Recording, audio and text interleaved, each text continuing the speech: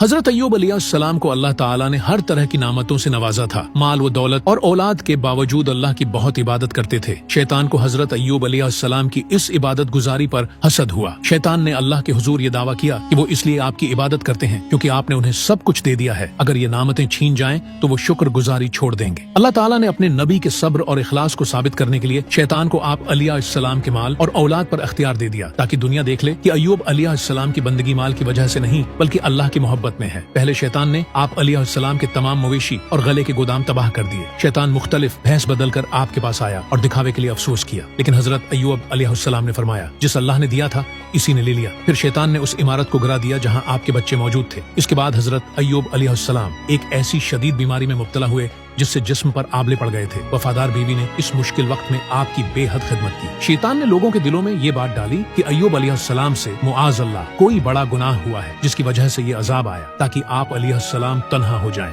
जब हजरत अय्यूब अलैहिस्सलाम की बीमारी तवील हो गई और लोग इनसे दूर हो गए तो बीवी लोगों के घरों में काम करके अपने शवहर के लिए खाने का इंतजाम करने लगी। शैतान ने इस मुश्किल वक्त का फायदा उठाने की कोशिश की। शैतान हमदर्द के रूप में उनके सामने आया, तुम्हारे शवहर तो अल्लाह के नबी हैं, फिर उन पर यह हाल क्यों है? जब बीवी ने घर आकर हजरत अय्यूब अलैहिस्सलाम से वो बात जिक्र की जो शैतान ने उन्हें सिखाई थी, वो बात हजरत अय्यूब अलैहिस्सलाम को नागवार गुजरी तो हजरत अय्यूब अलैहिस्सलाम समझ गए कि यह शैतान का वसवसा है। आप अलैहिस्सलाम अपनी अहलिया की उस बात पर बहुत रंजीदा हुए। गुस्से में आकर अल्लाह की कसम खाई कि अगर अल्लाह ने मुझे सेहत दी तो मैं तुम्हें 100 कोड़े मारूंगा। शैतान का मकसद ये था कि हजरत अय्यूब अलैहिस्सलाम की जबान से कोई कलमा ही शिकायत निकलवा सके, लेकिन हजरत अय्यूब अलैहिस्सलाम ने इस तवील बीमारी में भी अल्हम्दुलिल्लाह कहना नहीं छोड़ा बल्कि अल्लाह की तरफ रुजुआ किया। ए अल्लाह, शैतान ने मुझे तकलीफ और ईजा पहुंचाई है। कई साल की आजमाइश के बाद जब आपने महसूस किया कि अब तकलीफ हद से बढ़ रही है तो आपने अल्लाह के हुजूर निहायत आजिजी से दुआ की। अल्लाह ताला ने आपकी दुआ कबूल फरमाई और हुक्म दिया, अपना पाँव जमीन पर मारो, यहाँ से ठंडा पानी निकलेगा जिससे तुम निहाओ और उसे पियो। जैसे ही आपने ऐसा किया आपकी बीमारी खत्म हो गई और आप दोबारा जवान